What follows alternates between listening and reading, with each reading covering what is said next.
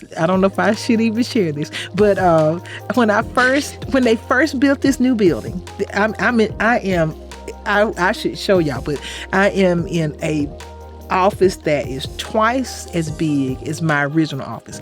And so what happened, I'm in I guess they would say one of the full professor offices.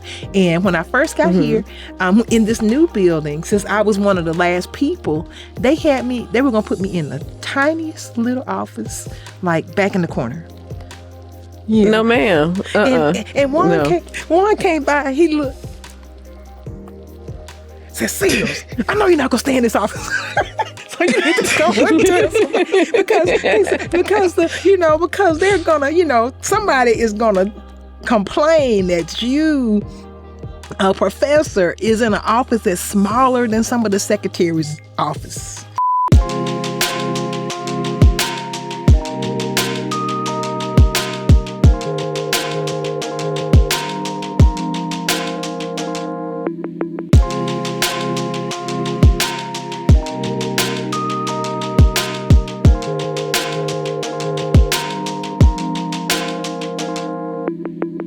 Well, hello and welcome to another extra special episode of Modern Figures Podcast. Extra special.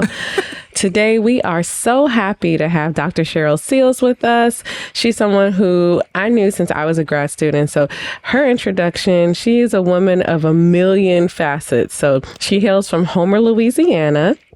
Currently, she is the Charles E. Barkley Professor of Computer Science and Software Engineering at Auburn University. She has a BS in Computer Science and a BS in Math from Grambling State University. She has a Master's in Computer Science from North Carolina A&T State University. I hear they say Aggie Pride. Aggie Pride. She has a master's and PhD from Virginia Tech in computer science and applications. Now, we call her Seals, so I'm just going to say Seals. She has been involved in so many studies of advancing learning technologies that support and improve user experiences. She uses participatory feedback and methods to evaluate novice and academic audiences. She has over 17.3 million with the M dollars in research funding. She has published over 100 journal and conference papers in e-learning, teacher education, computational linguistics, enhancing virtual reality, augmented reality for pharmacy, civil engineering, communications. What doesn't she do? Osteopathic medicine, all kinds of things. And if that wasn't enough, she still finds the time to mentor undergraduate, graduate students. She has over 100 students that she has mentored. She's graduated 20 PhD students. So she has replicated herself 20 times. 78 master's students have been advised by her. And she's had over 100 undergraduate researchers, including REU students. So as you can imagine, she works with many programs that are focused on computer science education, as well as broadening participation in computing. She's also the co-PI of the NSF IMCS Alliance that works on increasing the computing pipeline for African Americans through mentoring and research and opportunities. She also facilitates mentoring, skill building for undergraduates and graduate students. She was also the co-PI of the NSF STARS Alliance, which is an academic partnership of over 50 universities to strengthen local broadening of computing by focusing on K-12 outreach, community service, student leadership, and computing diversity research. So strap on. She's also hilarious. So hold on tight. We have a great episode. So welcome, Dr. Seals. Yeah. Welcome, everybody. Thank you all for coming to spend a little time with us today. Absolutely. Absolutely. So we usually start off with our relationship with the guests before we get started. I remember meeting you during my second year of grad school, And I came down to Auburn because Juan was having I think it was called ARCS at the time, African American Researchers in Computer Science Conference. And I just remember you being so welcoming, so cool. I was like, oh my goodness, she's a whole computer science professor. She's so fun. We're just in your house playing spades. Like, we're just having a good time. And I was like, if this is what because at that time, I was the only one at Michigan. So I've never seen a whole bunch of Black people doing what I do and being cool at the same time. So I was just like, this is Mecca. Like, this is amazing. You were just such a breath of fresh air to me at that stage in my life, to just normalize the whole experience. I'm like, she seemed like somebody I could see at the family reunion, just hanging out. Like, you made this just seem more attainable to me. So I'm happy to have met you at that time and kept this relationship going. Thank you. That's very cute. What happened is always reciprocal. When you give out, you receive it back. So to me, it's always a reciprocal breath of fresh air when I meet somebody. Yeah, my story is not nearly as compelling because I was kind of randomly chosen to be the project manager for IMCS, and I got to herd all the cats, and one of the cats was Cheryl. I'm not gonna say you were my favorite of the cats, Ooh. But you were up there. So, yeah, IMCS connection. Absolutely. So before you went on to become this illustrious 17 point, almost $18 million of grants, all these research and journal papers, what was early life like for you? Like, did you know you were going to be a scientist, a technologist? Like, did anything influence you to go into this direction? It's just such a blessing, because when I think of the journey, the song comes to mind. I started from the bottom, now I'm here. I started from the bottom, now I'm here. And what happened, my mother grew up in a small neighborhood in Homer, actually called Buck Bottom. And it was because it was a very, poor part of town. My mother was one of 9 children. And my grandmother was the help. And my grandfather was a shoe shine. He had a shoe shine shop, and so they could not afford for her to send any of their children to college. But since Mama Ida was a maid, she worked for Miss Sunshine, and Miss Sunshine said that she would send any of Mama Ida's children that wanted to go to college. She would send them, and so my mother took her up and was one of the few. Well, she was the first one in our family, on her side of the family, to go to college and finish. And then when thinking of my dad and his side of the family, he was an only child, and so his family could afford to send one to college. It was only $20 back then, but that was a lot of money back in they went to school in the 1950s. And so when I'd say started from the bottom, now I'm here. It's, starting from a small town that had meager educational support. In my high school, I remember that we did not have calculus or physics. And so how am I, a PhD in a science major without starting with calculus or physics? And so truly, educationally, having to fill in those potholes. I remember telling students, you need to fill in your potholes. So I knew that mathematics was a pothole for me. So I double majored in mathematics and computer science. And why computer science? I had no clue. I went to some science enrichment camps. My parents and my dad always wanted us to learn a lot about science because they didn't get an opportunity. My dad wanted to go into engineering, but back in the day, he had to go into teaching. So he and my mother both went into teaching, and he was a band director at Grambling State for many years, because their 2 K-12 teacher salaries couldn't support. They had 3 kids, but when they had 4, my youngest brother, their income couldn't hold up. So he started working at the university. So based upon being in a university community, we had a lot of exposure to the science, to music, to art, and I got into computer science. So truly started from the bottom, Now here, I was really excited about getting into computer science, and we thought it was really going to take over and change the world. We didn't know back then, but it has held up until today. Were you using computers and things back then when you were younger? Yes, I actually had a computing class in high school. Oh, nice. Really? Had a programming class. Was it, yeah, what language did you learn? BASIC. Oh, yeah. BASIC. Yeah, we had a basic class when I was in like 8th grade or something. Wow. So BASIC. And wow, guys, I'm dating myself if I tell you all I had undergrad Fortran and PL1 were some of my first programming languages. When I had AI, the language. And also, I want y'all to know PL1 stands for Programming Language Number 1. Wow.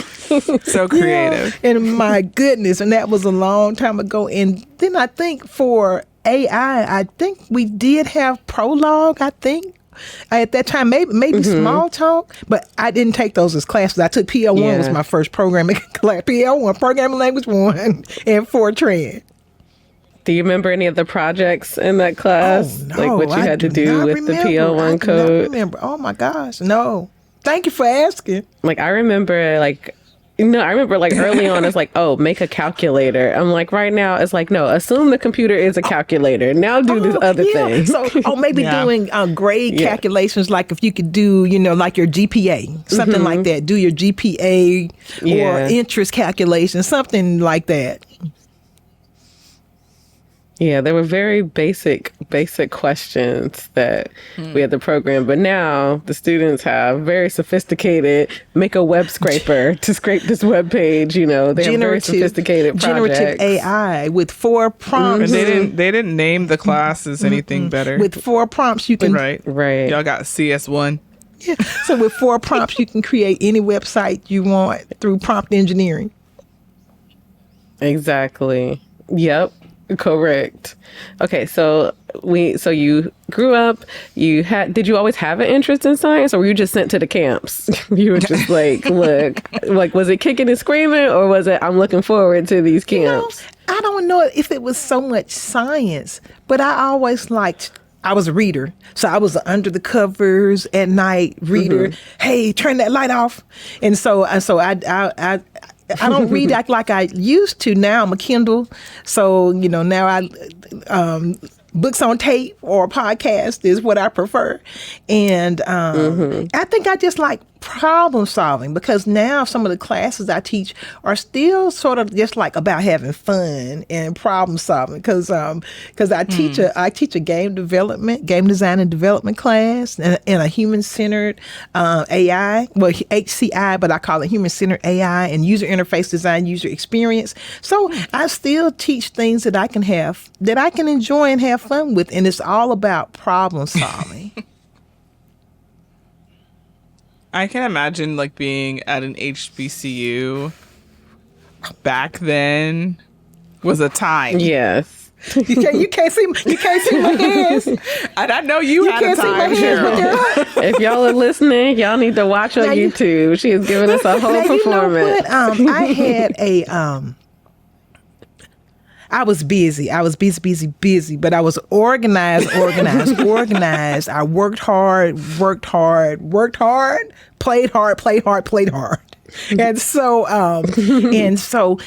in the band, we didn't have a lot of time. And then I lived in a wild sort of dormitory. And so, wait a minute, you played in the band? Like, you're skipping the story. Oh, ooh. And was your dad still a band director? Oh my gosh, and Seals, why are you late? Why are you late for class? And so he go, not him yelling at you like you anybody off the street. He would always do it. He's like, Seals, where are you coming from? Why are you late? And so, but I was in the Grambling Tiger. Wow.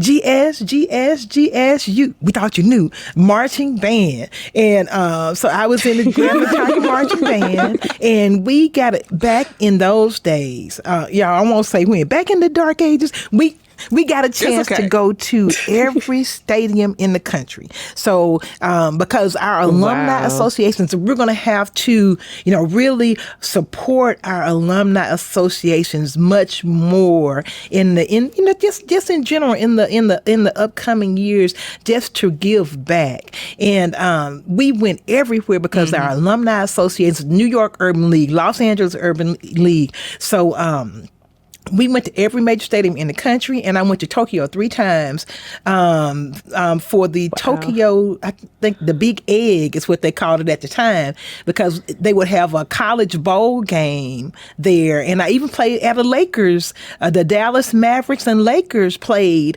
and we were the halftime entertainment, the top 100, we called it the 100 horses. So the 100 horses, the small group, was a group that got a chance to go to small events like that. Okay. Did you play? Fancy. What did you play? I'm gonna guess flute. Jeremy, what's your guess? Clarinet. And so I played clarinet. I was gonna say clarinet. I was so close. So I played clarinet clarinet in the marching band, but I played violin in the orchestra. And so what happened is, yeah. Wait a minute. So you play both instruments we've played, because I play clarinet, Jeremy plays violin. We need to have a band. Concert. Yes, we need a concert. Next podcast, we will find a piece and we will come ready to play. I think that would be a hit. Yeah. After we practice. As long as it's hot cross buns, because that's probably all I got. We got to practice. We can practice. Come back this time next year. We be ready for it. Oh, my Lord, help us. Yes. I just need a day or two, get my reeds, get the little wax to put on it, connect it together. I'm good. No. Mm-mm. I'm just saying. It's like riding a bike. I don't think that it is, Kyla. I think it is. Well, you know what? I actually went back to the alumni band a couple of times, and it took me about 2 months to sort of feel, comfortable again. Yeah. See? Mm-hmm. Yeah. She said, but that's don't because think I wasn't doing it every day, maybe every other day for 30 minutes. Every other day for 30 minutes for about a month or two, just to get ready for. Kyla thinks she's about to whip the thing out of the case. I really could. I really think I could. I still have dreams that I'm playing the clarinet. In that case, you're practicing. You're good. There. We're going to have to try it. I'm going to be over there so I can come over. I will bring you a chair and a hot drink.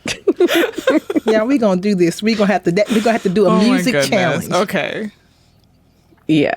So wait, back on track. I'm being the Jeremy now. Back on track. I was just about to bring us back. So you balance being in the band with being a computer science and math major. How? She said she had a schedule. Had a good schedule. Oh man, I was really organized. I had folders for every class. All the stuff for the class was in the folder. So I had a folder for every class. And then I didn't do, back in those days, I don't do something I do now. See, right now I watch Netflix on the weekends. And back then I didn't even have a TV.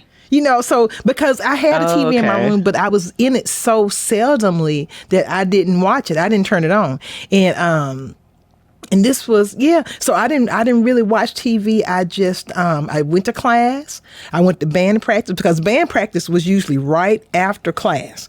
And so I would leave class, go to band practice, then go to dinner.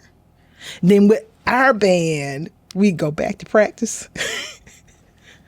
Oh my gosh. Goodness. And you might be in practice until, I won't say all those things. They keep us in there long enough so we can't let you go to we got to wait till the store closes before we get out of here so y'all can make it to the game tomorrow. Wow. Yes. Yikes. Yes. Yeah. That's amazing. I my uncle is the band director at Winston-Salem State University right now, which is really fun. That is so cool. I like having musical family. Yes. Tell him I got Musical my clarinet too. connections. Okay. Just tell him. You got musical family. I do have musical, artsy family. It's great. You're not alone here. Okay, so Grambling State was great. You were living the dream. You were out here performing, partying, studying. Passing. Yes. Right. Did you do internships as I well? actually did. And I really suggest all students. How? Exactly. I'm like, I know she had extra going on because doing the most. I did two felt summers. it. I did 2 summers.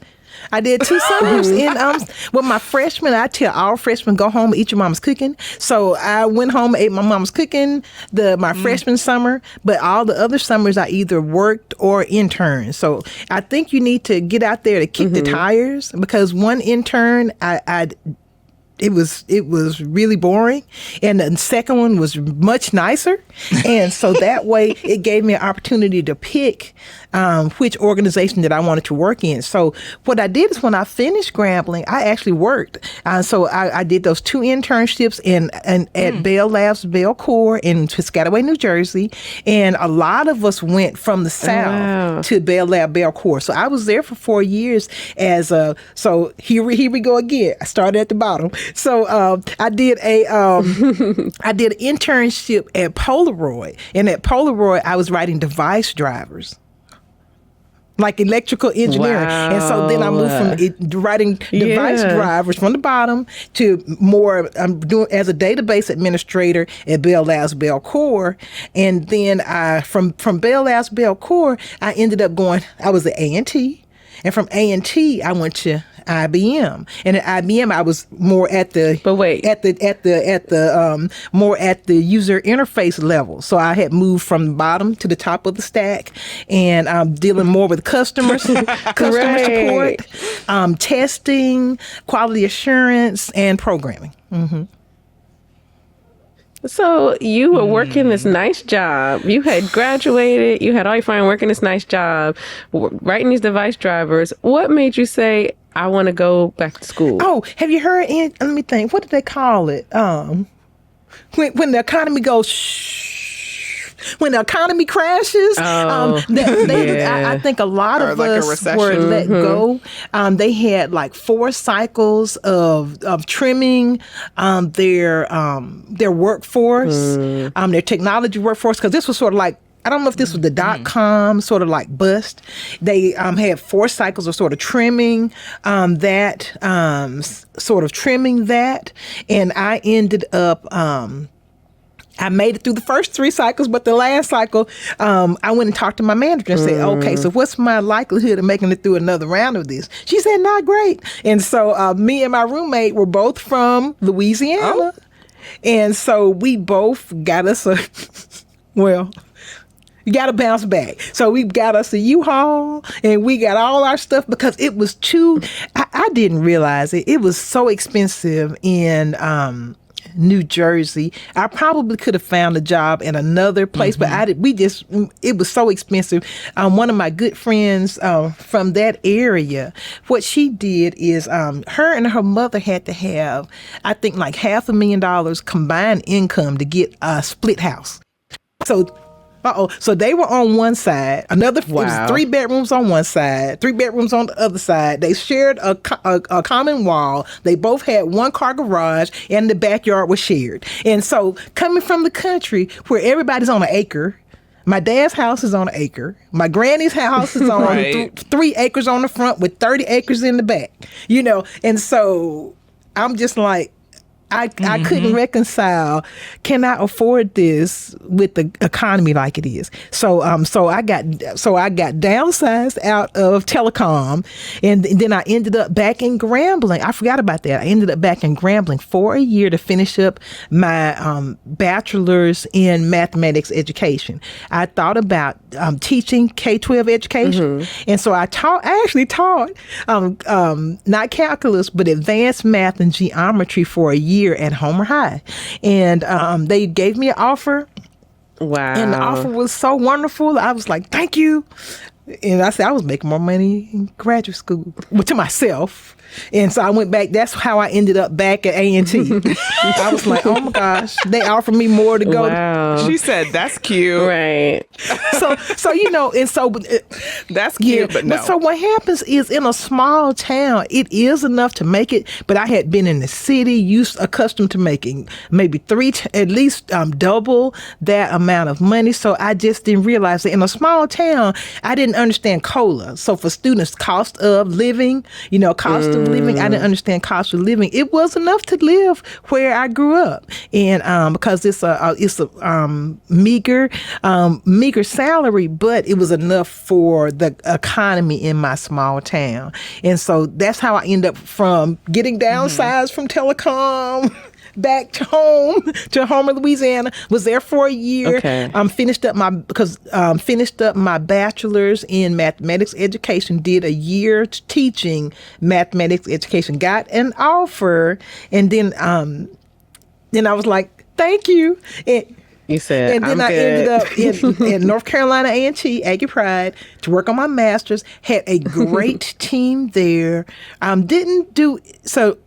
Well, A&T's a great school, great party school, but I was there on the business. And so I had a team. It was like 6 to 8 of us. We were on mission. We were in the library till they kicked us out.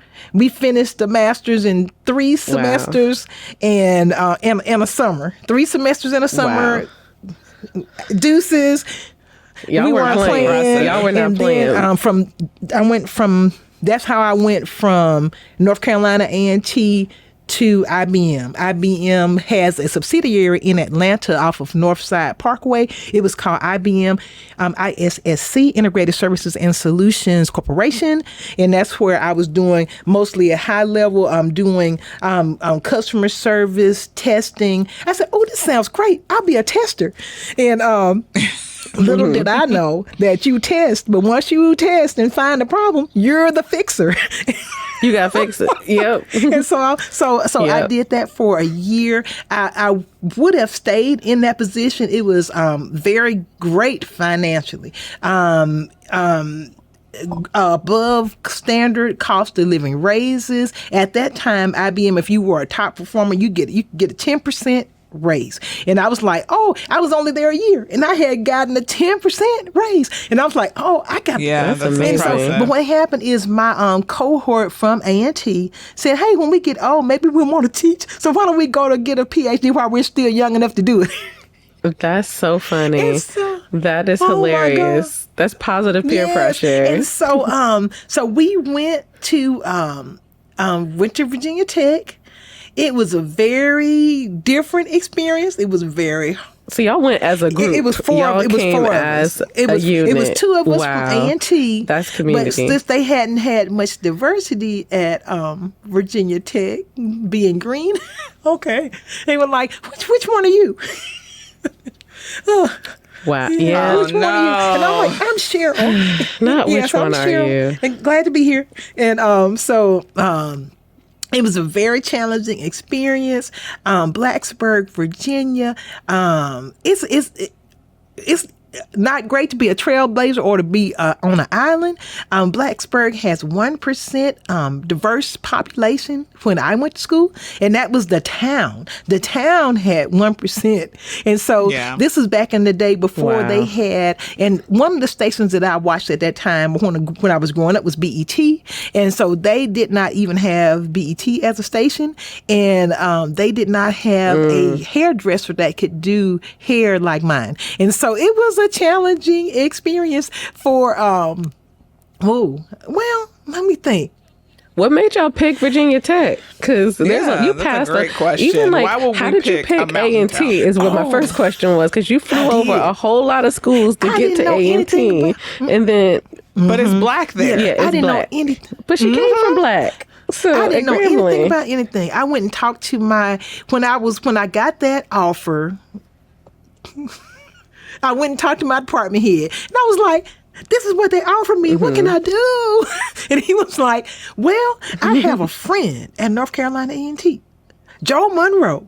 And I don't know if y'all know Joe Monroe. Joe Monroe will end up being my chair, and the chair of my department and my chair for my master's. And I said, he called Joe. Joe, I got a good one for you. And this was it may have been in August.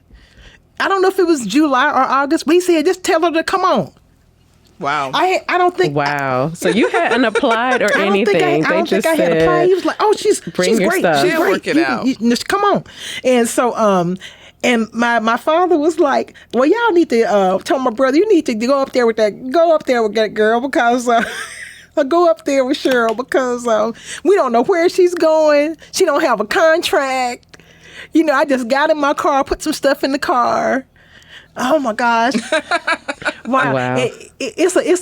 It's a good story and it's a hard story too, because when I got there, oh my gosh, I didn't realize this was in the day when people were sort of ripping people off. So when I got there, I didn't realize I didn't have no money. Because somebody had found one of my checkbooks and had written all the money out of my checking account. Oh no. I did not tell my parents this, so don't tell them. I did not tell my parents that I didn't have no money. Cheryl. Yeah, I think if they know now, you might be okay. And so what happened? I met some people that day, and this nice young lady, Wanda, she let me stay in her place until I got paid. Otherwise, oh, wow. I would not have made it. And God is good. This is awful. That is crazy. Because what happened, I went to a cookout. I wouldn't have known anybody. I just got there and went to a cookout that was for graduate students that day. Y'all. You gotta go to the cookout. You gotta go. You gotta go to the cookout. That's why everybody want an invitation to it. You get the hookup at the cookout. And so you got to use your network, because I didn't even know anybody. But that got me a place to stay, and we were in and out at A&T. It's a wonderful school because they have what they call GHO. They have the greatest homecoming on The greatest Earth. homecoming on Earth. Oh, okay. I was wondering. You look so confused. You've never heard of this? So everybody, everybody has to go. And it's I mean, I've heard of A&T's homecoming, and I'm waiting to get invited. That's what they call the GHO, the greatest homecoming I didn't know it had that acronym. on Earth. How did you not know? Everybody knows. Look, I know. And You so you should got know. to go. Look, I At haven't least been once. invited. I'm waiting to Gotta be go invited. at least once. Yeah. And so Let's just go together. Yes, let's do wow. it. So I've I'm ready. had lots of fun. I'm going to tell them. I'm going to tell the people. Oh, lots of fun at schools. hilarious. I enjoyed that I had some good churches all along the way that were really good communities, because even when I was in Blacksburg, I had a really good church community. I live walking distance from my church. How did y'all choose Blacksburg now? So you were with the Blackity Blacks, and then you said there must be black people in Blacksburg. No, that's not it. Blacklesburg. On the, Yeah, But what right. happened is, Dr. Martin at the time was the head of the dean of engineering. He received his PhD in engineering from Virginia Tech. So because of that, all of our books were the same. He sort of mapped our programs. So the books that I had at A&T were the same books that I had at Virginia Tech, because he had that really great relationship. And then Dr. Martin went on from being the dean to the president of A&T. And so they really, highly recommend it. And I think we even maybe had some speakers. I think I had my advisor. I think I had actually either heard a talk from her before I went to Virginia Tech. So I think there's a good pipeline between A&T and Virginia Tech. That's the only reason, because. Yeah, They were hoodwinked. Now that you mention it, I do know two people who went from A&T, specifically in computer science, to Georgia Tech. I mean, to Virginia Tech. I would have never made that connection. Wow, they got us. Hoodwinked. They say bamboozled. They got us. That did. But it sounds like y'all had community. Y'all had each other. Community. There were 4 of y'all. And it was Community up in the mountains. It was a very safe place to live. Back then, I don't even know if I knew where my key was, like the key to my house, because I just when I get home, the neighbor's kid would be in the kitchen, leaving bringing some cake that her dad cooked and leaving on the table. Oh, Aww. It was man. It was the only. That's like Like. Utopia, USA. I even had a garden. I had a garden when I was in graduate school in the backyard, and I was still again Very It's beautiful. Their campus is so gorgeous. I love that it campus. makes you kind of want to be there. I went and laid on the lawn when I was there. Yeah. Like I was just like, oh, this is great. Hydrangeas everywhere. Yeah, Like, it's gorgeous. It is gorgeous. The best scenic and all. The best view when I think in the morning is you're so high, the clouds are outside your window. So you're looking out where it looks like fog, but it's clouds. And it has all 4 seasons. So it's the only place I've lived that truly had a beautiful 4 seasons. Everybody should go through the... Man, I have a colleague there. I need to get invited again. Be like, hey, don't you want to invite me Especially to come? in the fall. To come do a talk. I'll go with you. We can go there too. So we just got a little Cheryl tour. Yes. I love it. So how did you pick your dissertation advisor? Like, did you know them beforehand? How'd you pick what you were going to study? But still, like, how did you know what topic? Were you just like, I'm going for you, or I'm going for the topic? We want the green story. Okay. So, we want the real story. I really wanted to do a different topic because at A&T, I really like algorithms. And so my major advisor, one of my advisory team at A&T said algorithms would be a good thing. And so I approached somebody on the algorithms team at Virginia Tech, and I'm like, no baby girl. What? Why? They said don't do it. That's what they were just like, not you. Why?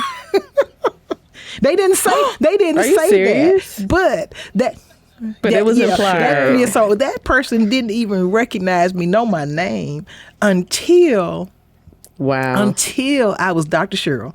And then one day they saw me and say, hey, Cheryl, how you doing? And I was like, I'm in your class. Raise my hand. You can't see me. I don't. I don't. I'm like, wait a minute. And I think part of it was because there were very few women in our program, and just being different. There weren't many women or underrepresented folks in our program. So that's still not okay. That is not it's cool. Affinity, that affinity diagram, and I just was out of their affinity diagram.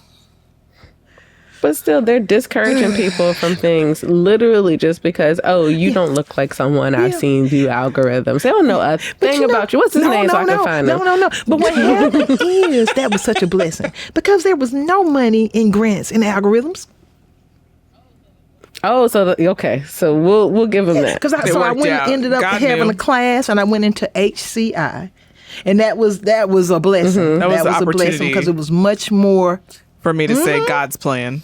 So even though he said no, it was the plan because there were lots of HCC, HCI grants in that area, and people in algorithms couldn't get funded unless they went into like bioinformatics. You couldn't really get just straight theory. It's like the applications and not necessarily the pure algorithms themselves. You have to go into math if you want to.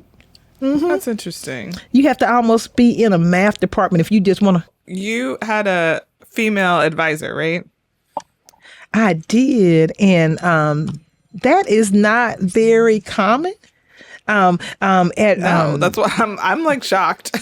Yes. Right. What happened? I had initially planned to work with another person, and that didn't work out. And so I ended up working with Mary Beth Rosin, and she was in human computer action, and that was like I said, a blessing in disguise because that way there wasn't a lot of money in what I had planned on studying algorithms was just not just theory, and HCI was a lot more applied, so that really helped me in getting funding because it was much more applied of an area, and they were very prolific. Mary Beth Rosin and Jack Carroll were on my committee, and she left Virginia Tech my last year to be the dean of IST, Information Sciences and Technologies at Penn State, and I think she just retired, like maybe within the last year. Wow. Time passes. So, but seeing her, did that encourage you to want to go into faculty? Like, because you chose to continue your track in academia, you didn't go back to industry, or did you? That's a good question. What happened is I really didn't think about it, but now there are a lot more women in the field. I think Mary Beth may have been my first female instructor in computer science. Because even though I went to HBCU, I think all of our faculty were males, were guys. And at A&T, all of the faculty were also all men. And so I think they may have they have some women now at A&T. At Grambling, they may have one or two. But they're hard to come by because I guess it's almost like a boys' club, computer science. Well, you guys, it's traditionally a boys' club. I feel like academia as a whole, right? Like it wasn't just, yeah. Yeah. It was made for somebody who has somebody at home that can get your meals ready and get your... Because one of my teachers, I could tell that his wife dressed him and the kids, send him to work with juice. Send him to work with juice boxes because he come to class with his juice box. So I'm like, so his wife done put together the meal for him and the kids. Oh my gosh. Yeah, but a lot of the faculty had spouses that were they were support. They were in support of the family and they were not working outside of the home. And that was really, if we think about the ivory tower or academia, it's usually very taxing, such that if you have one person, we changed as a culture from the 60s and 70s. Before the 60s and 70s, everybody was one person was out and it was one other person was wrangling all the other stuff, and so the career still has not changed. Definitely shifted. Yeah. Wow. And people don't think of that as an advantage, like men having a support person in the house, and then sometimes women having to do all of their job and the whole house's job at the same time, but we're measured with the same stick by the same barometer. It's a lot. And it's a lot. I met a friend recently. Y'all both said at the same time. It's a lot. Yeah. I met a friend that she recently retired, and she said it really, one of her children was ill and she retired early. And she said it really allowed her husband's career to really take off because, she was able to handle, and she said it was a lot. She said it really was refreshing. Because it was just different. It was a different way of life. She had never thought about it. But every day we had to think, all you get is one shot at this. This is we're on this stage right now today, ladies. And so enjoy along the way. Find some things that make you happy in every situation, even if it's hard. You got to figure out what makes it happy for you. You only got one you. Yeah. You can't lose yourself and all of that. Yeah. And people do. They do. I gave a presentation earlier today. I'm actually at Seminole State College in Sanford, Florida. And whenever I do presentations, I always include a slide of pictures of my family and things of me doing things that I love, because I feel like I am much more than the job title. Yes. Yeah. The credentials. I'm a whole person. You should know that about me. I mean, the other stuff, sure. I mean, it's why I'm here, but so are they. Right. And you don't stop being a person just because of this job title. No. Don't make it your whole personality. Right. That's it. That's boring. Yeah. Especially when, if things change rapidly, think about this. I didn't know where you were going. I knew where she was trying to go. Think about for sports, they have the transfer portal. People change every year. And so things are changing. People used to stay in one job for their whole career. Most young people today will have 20 different jobs over the course of their lifetime. I'm glad I'm upward not young movement. people. Right. That sounds stressful. Yeah. But back to you. So you saw your advisor as, she was the first woman that you ever saw in this role. And subconsciously you were like, yes, I want to be faculty at Auburn University. Like, how did the opportunity at Auburn come about when you were done?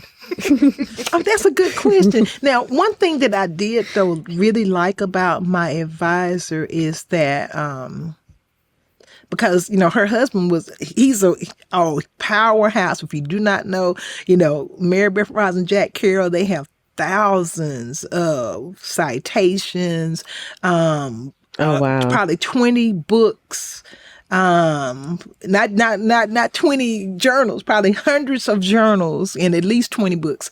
And wow. he was a consummate professional and hard worker. She was too, but she had a boundary. So she had a little girl, Erin. And so what happened is she worked from 7 to 5 and she did not have a home office. So if it didn't get done by 5 o'clock, it's going to wait till the next day. She was out.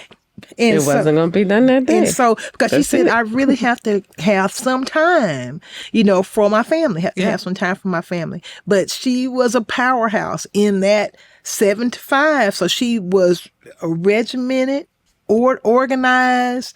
They put out, dozens of books and hundreds of publications, thousands upon thousands of citations. But just being organized. That's If you write every day, if you write a page a day, that's 300. Mm-hmm. That's 300 pages a year. If you write a page every day, one page. That's true.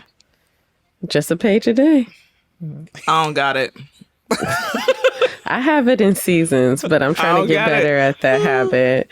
Wow. Yeah, Y'all pray it's a for me habit. because it's not Jeremy, okay? No, you gotta have a for me, it's not a Cheryl, it's not a Seals thing. It's a team thing. If I have somebody else that I'm accountable to, it gets done. If it's just a Cheryl Right. Seals If somebody thing, else is looking for this thing, yeah. that thing is on the shelf and it's not going to get done. But if it's a team, so my most productive work groups, one of my work groups, we had probably 8 publications, a patent application, but it was a team of 3.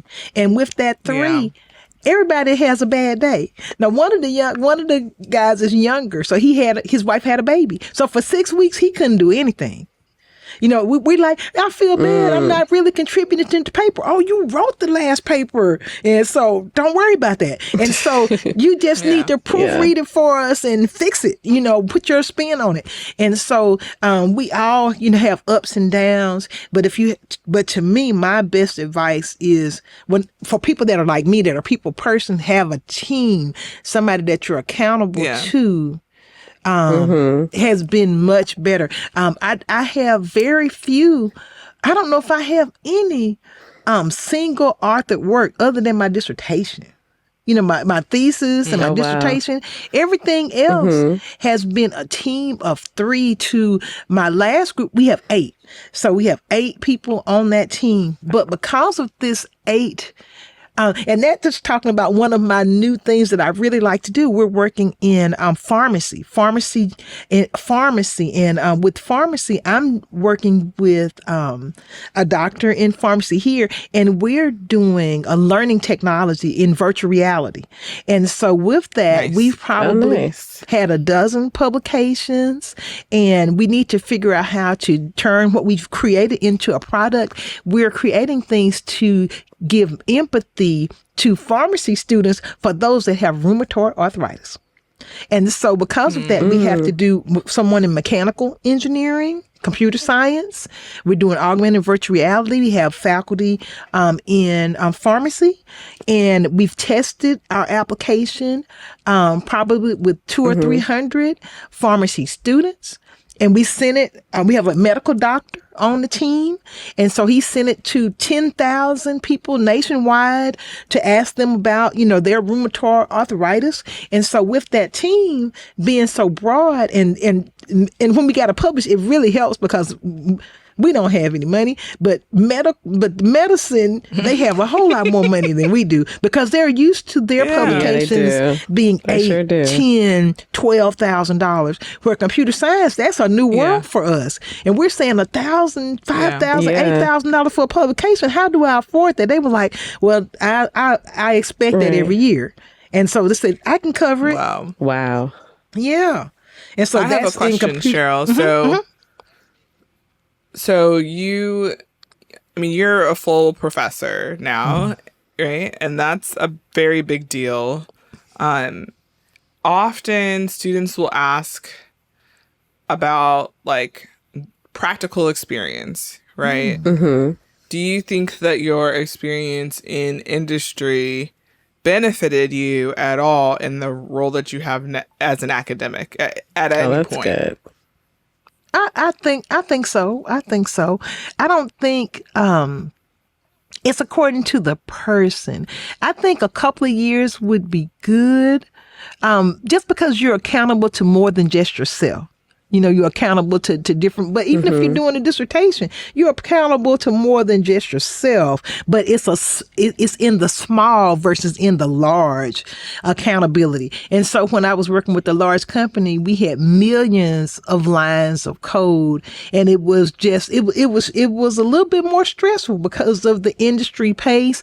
And if my code fails, I'm fired, you know, because it's a whole nother subsection of the country that's running this code. And if my subsection fails, you've taken down somebody's whole system, and you have to roll everything back. We got to come in on the weekend, eat the bagels. Man. Yeah. And so it was more stressful. Some people thrive on that type of stress. It wasn't a thrive for me. It was like, I don't want to be in here on Saturday eating bagels because you made a mistake. This don't sit well with my spirit. Right. I need a break. Yes. A whole break. And so it was good experience because you do a lot more with you see the application of software engineering. You see the of quality management of workflows and things that you don't get a chance to see. Some students get a chance to.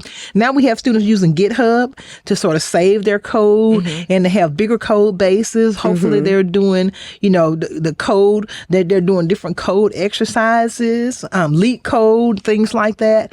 And so now I think doing those kind of things do help in using software management packages like Trello or just different packages to keep organized. I think that is more like a business practice, like project management practice. But you never have to go through. One thing that is always humbling in a big organization was code review. Somebody looking at your code and saying, "Why did you do that? I wouldn't have done that way."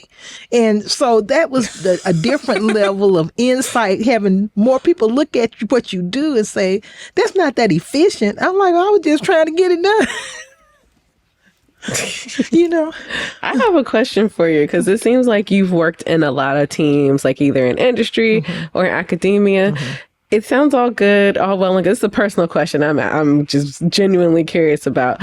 How do you find that good team to work with? Because it's like, you make it sound very easy, like, oh yeah, just work with teams and you can go farther. And I understand the concept, but she said random pharmacist over there. Right. Like, how did you pick the people? Did you know them in advance? Did y'all like just have a conversation one day and say, you know what? We should be the Avengers. Like, what did you do? Now, for some reason, like you said, I think it's like God has a plan sometimes. So like the one person I worked with somebody in computational linguistics. I actually met her on her interview because they didn't have anybody in her department that did what she did. So she was in speech disorders and she needed a computer scientist, for us to do some computational. So now it's more machine learning to do like speech recognition for those that have disordered speech. And so what happened, nobody was doing that. So we ended up, I met her when she first came. We hit it off. So we found another person that hit it off together. And so you really need a team that's sort of, some teams don't work, I have a group this semester. I have a group of undergrads, and I'm not a slave driver, and so I'm a lead the horse to water, and I hope they drink. And some horses would just die of thirst, and so I had. Yeah. And so I had 8 undergrads. How did we get here? Like, I had 8 undergrads, and 4 of them drank. Oh, 4 of them drank, and the other 4 just said, "Well, we're too busy to drink." Oh my goodness. Oh man, that's funny. Okay. So Kyla deeply needs to understand how you got from Virginia Tech to Auburn. Yes. Please tell us. Man, I was. Oh, y'all don't want this story. I was done. We do. We want all of the stories. I was done with graduate school. I was like, oh, I'm so over it. I'm just gonna get a job. So I met one because if I remember correctly, Virginia Tech was one of the places on one's short list. And so I met him when he was interviewing at Virginia Tech. And oh wow, I didn't know that. I think. Cool. And he was like, when I was finishing, he was like, "Well, Seals, you got a position yet?" I said, "No." So you ought to apply at Auburn. So I applied at Auburn. I applied at about 4 or 5 other places. Oh, you were the first one he got. Yeah. Wow. Yeah. So I applied at the beginning. Yeah. So I applied at 4 or 5 places, but Auburn the people were the nicest. Mm-hmm. Yeah, so the people were the nicest, so I ended up here because I was done with school. I was like, I'm so over it. I applied, I got my little job. I'm like, oh, I'm good. And then because I thought that I was done with my dissertation, but I wasn't. And so I applied, got the job offer, defended my dissertation. They said, "Oops, your evaluation don't look right." And I'm like, "What?" And so what happened, I did not realize that it was opportunistic sampling. Somehow I built a system, and it was looking at reusable software, and I compared it against something else in the marketplace, Agent Sheets out of Colorado. And so what happened is I did not realize that the group that used my software was more experienced than the group that used the other system. So I had to learn how to do multivariate statistics to factor out the effects of experience to see if I still had any significant effects. I'm like, oh my gosh. But I was remember. But she was done. I was gone. I was done with Auburn. I was done with Virginia Tech. My advisor was done with Virginia Tech. We both were packing our bags in May. Wow. I was in Auburn in July. So y'all just said, "I'm done, pack the bag, scorch the earth, goodbye." And then when I said, "Oh, well, this is cool. I'm an instructor. This is cool. I like it." They were like, "Oh, this is temporary. I said, "What you mean?" So this was contingent upon you having your PhD. Wow. So you have a ticking clock. You have 12 months. You have 12 months, darling, and to get your PhD or this job. South, so they got to say darling. Or this, well, they didn't say darling, but this offer goes away. And I was like, oh gosh. So the nightmare in that was I was in Auburn. Mary Beth was in Penn State. I would call and be like, "Hey, let's talk about this research." "Oh, somebody's in my office. I'll call you back." And you know how that goes. It doesn't go. And so, this is how I wanted to do it. This is not something that she just made me do. But I would call and say, "Oh, so Mary Beth, what are you doing Friday at 2:00? She said, "Nothing." "Can you clear your schedule for me?" I said, "I'll see you then." So once a month, I went to Penn State to finish my dissertation. Oh Wow. my gosh. Yes, because you know how it is. Wow. I do my students like that all the time, and I see now somebody's calling me, but somebody else is at the door, and I'm just like, well, let me go ahead and finish with this person real quickly. And I see so somebody's at the door. I'll call you right back, and that doesn't happen. And so I said, if I want to finish this, we're going to have to finish this. And so we worked it out, did the analysis. A couple months later, I finished within my 12 months so I could keep my job, because I was like, with the, I'm from the bottom, starts from a small country town, and my salary as an instructor was more than anybody I think made in my family at the time. I was like, Wow. I'm like, So you were big money in the family. I'm like, I don't need to have to deal with publishing and perishing. Nope. Can I just keep teaching? Right. No. Apparently not. But what happened is I didn't know at the time that I could not have done a lot of the things that I'm doing now. You can't apply for those government awards because it is a racket that people that apply or people that are scoring those also have advanced degrees. So we have a different lens upon which we are grading. So we have a different rubric that's secret, that if you've done a PhD, you know the rubric.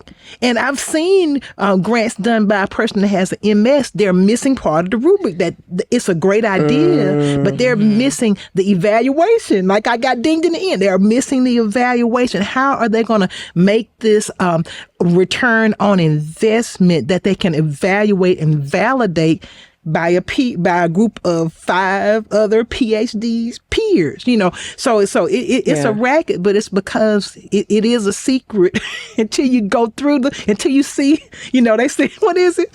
You will see It's the a light. hidden curriculum. They say you see the light. That's what I don't know if they tell you that at your institution. They say, well, when they pass that over your head, you see the light.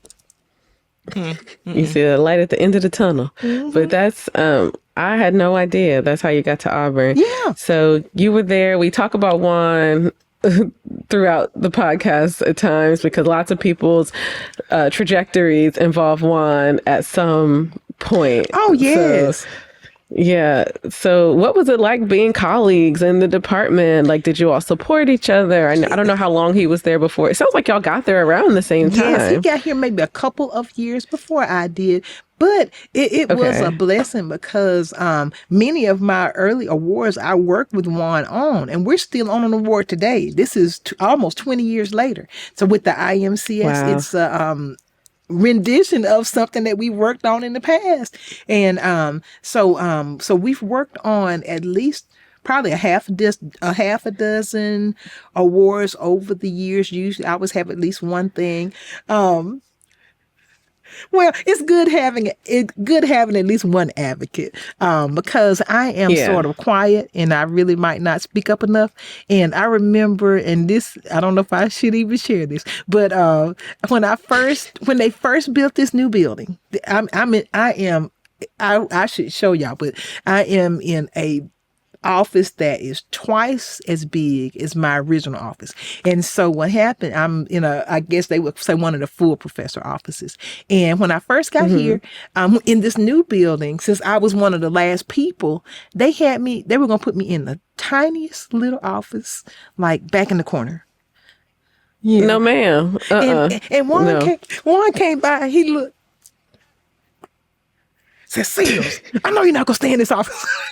So you need to go and tell somebody because they're gonna, somebody is gonna complain that you, a professor, is in an office that's smaller than some of the secretary's office. So yeah, but it was probably my fault because initially, since there were no women really in the department, my first office in our old building was really in the secretarial bay because if I back in the day, they didn't have, I'm really dating myself. In engineering complexes, they did not have bathrooms in some of the women's buildings. And so in my first building, if I wanted to be up on the floor with the professors, there was no women's bathroom on that floor. So Wow. I sat in the secretarial bay because You still that see was on that, That's right? Like you crazy. still see that on campuses today. You go on campuses, it's like on this floor, there's only a men's bathroom. On this floor, there are women's bathrooms, and it's because historically they were all men's That bathrooms. is wild. yes, yes. That is wild. And so that was my first thing. So for me to be on the same floor with the bathroom, I just said, well, you can just put me, there's an extra seat in the secretarial bay. I can sit right there. Wow. So because that I had a secretary size office, and so when we moved to the new building, they were going to put me in a secretary size office again, but They it were probably not. wasn't oversight. But I went and brought it to somebody's probably. attention that my office will be Probably. smaller than the Right. It's like, secretary's. okay, I'm here now. I've been here. Let's not play these games. Yeah, so it might be an oversight, but just in case, we're making sure that it's Wow. not an oversight. So, so wow, and then you worked out your way through the ranks, yeah, and full Professor Seals, she walks different. yeah, Right. She walks different. She talks with it. She got a little swag in her walk. When you Cheryl know? comes in the room, everybody's like, Seals! Well, that's always been the thing. Yeah. But what happened is it's still always with women. There are always a little things that that aren't as bad as they used to be. I can remember hair politics. Like, so when I first started, people would, comment on, I got a beautician that would be really, good for you, because I was Are these really black people saying this? both. So Oh, wow. yeah, both. And so because what happened is I was just because being in Blacksburg, I didn't have a beautician that was black, so I had to drive an hour. So because of that, and in the end of my journey at Blacksburg, I was 100% natural. And so when I was here, people weren't accustomed to people being natural. And so, but the good thing is, after I did it for a couple of years, the secretaries were able to be natural too, the secretaries of color. And so when I told them, I might just go back straight, they said, don't do it, because if you're natural, we can be natural. And so Wow. you never know who's watching, who you're advocating for quietly. You just never know. That is wild. So be I you. never even thought about that. I never even thought about that. So do you want to highlight any, I know we talked about your pharmacy projects. Like, do you want to highlight anything that you're working on now that you want folks to know about? Anything, or even just things that you've worked on in the past that you think are particularly interesting or fun? I think we're always Or we can just tell them to Google you. okay, but no, but for me, I think I've just been really fortunate that being in computer science, because every couple of years you get a chance to reinvent yourself. And so I remember lots of different educational projects. Maybe a dozen years ago, they used to have something called a smart tablet. And so we that was something that was about 3 foot tall that you would use for children to do math or educational games. So we did smart tablet, we did iPhone, we did HTML games. Back in the day, we did Flash games, and but now that's deprecated. So now we do Unity games. So we do Unity, some educational games in Unity.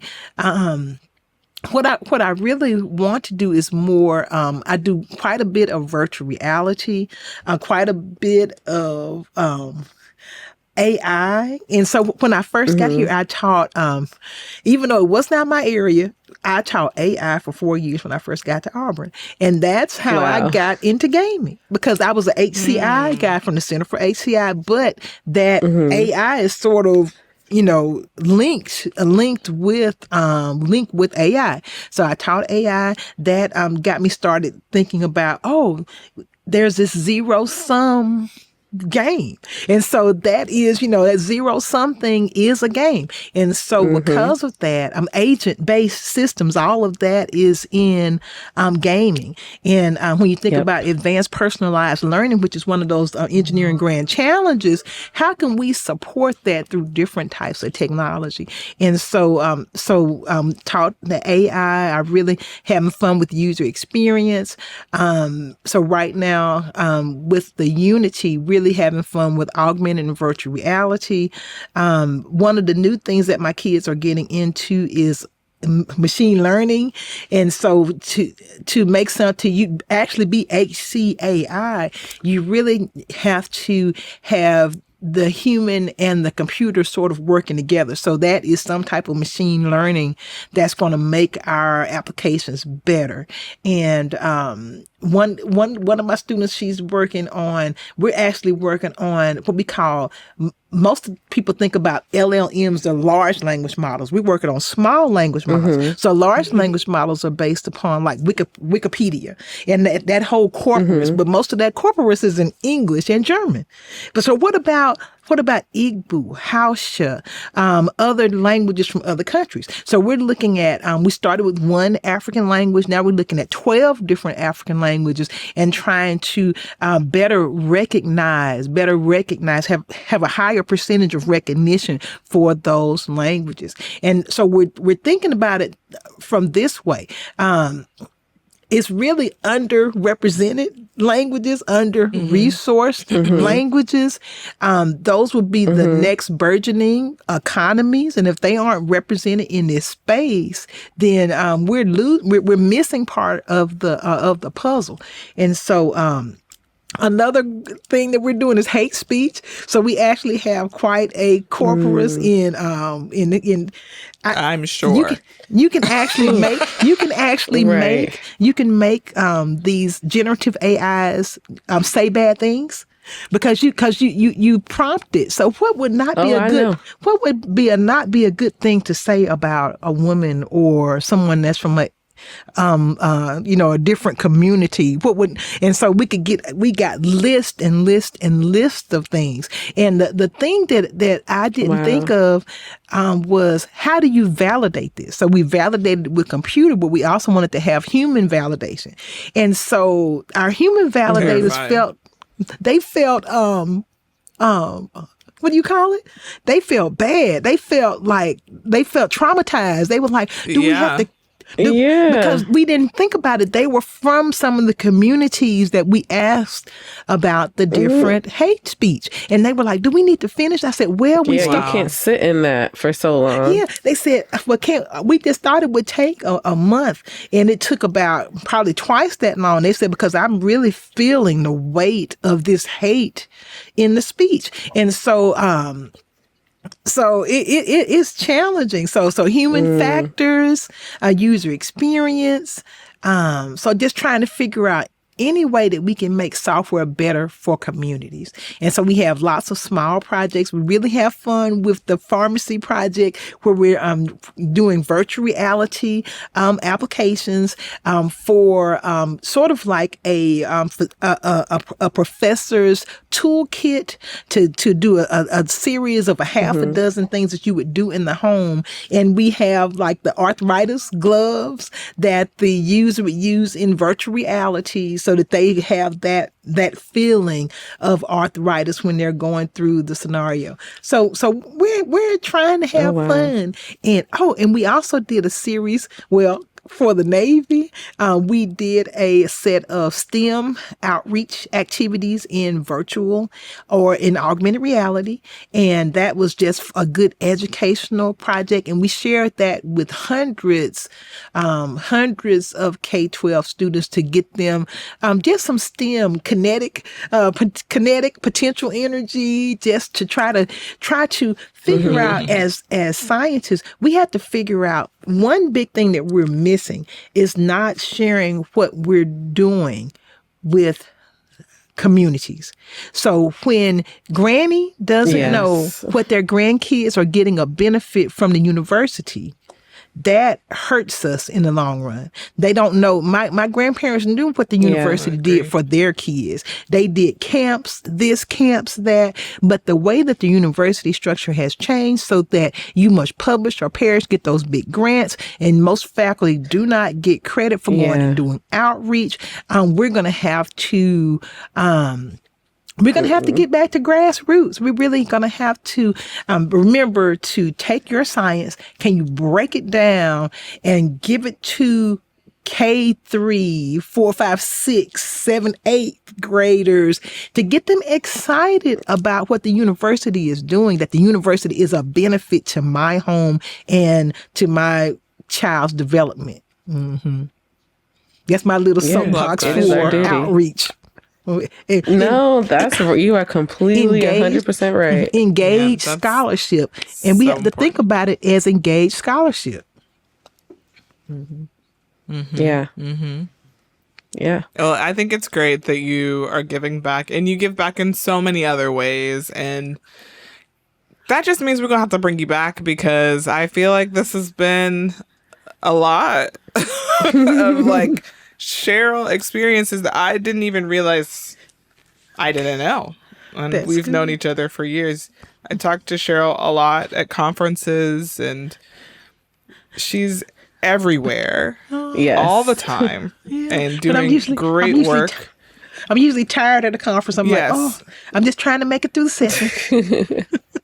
I think you and I are both tired together, and that's how we end up talking. Yeah. But I wanted to ask you to share with the folks how they can learn more about what you're doing, connect with you online, and follow you. Okay. I think the easiest way to get me, I think I am on LinkedIn, and I'll double check. I think it's just Cheryl. But I think it's my middle initial too. Cheryl D for Cheryl Denise. Cheryl. Oh, well, let me see. Can I find it? Let me see. I'm going to double check real quickly. LinkedIn. Yeah, we'll link to it in the show notes. Okay. Yeah, but we'll link to it so they can have easy access to it. So I think it's LinkedIn, Cheryl Seals. Also, we have the LinkedIn IMCS. I checked that one also, but my direct link is on LinkedIn. If you Google me, I hope I come up. I should be one of the first ones that come up, because I've been on the internet for way too long. Let me try it. And I'm going to also include your Google Scholar so they can read all of these papers and publications. Okay. Listen, y'all. Listen, there's a bunch of them. It's just you for a long time. It takes a while to get to somebody else. Yeah, you are the main Cheryl Seals. If there's another one, I feel sorry for that woman. No, Cheryl is a very nice professor. RateMyProfessors.com. Oh my gosh. Don't look at that. Oh my gosh. Remember where I'm teaching. Yeah. It says she cares about her students. Be nice to me. Be nice to me, students. Mm-hmm. Well, we love you so much. Okay. Yes, this has been a pleasure. Well, thank you all, and hope that we spark some ideas. Anyone want to partner? We're always interested in partnering, trying to figure out how can we get more STEM, even if it's volunteer. How can we get more STEM to early children? How can we get more STEM to early children? Because otherwise we won't have the next generation of scientists.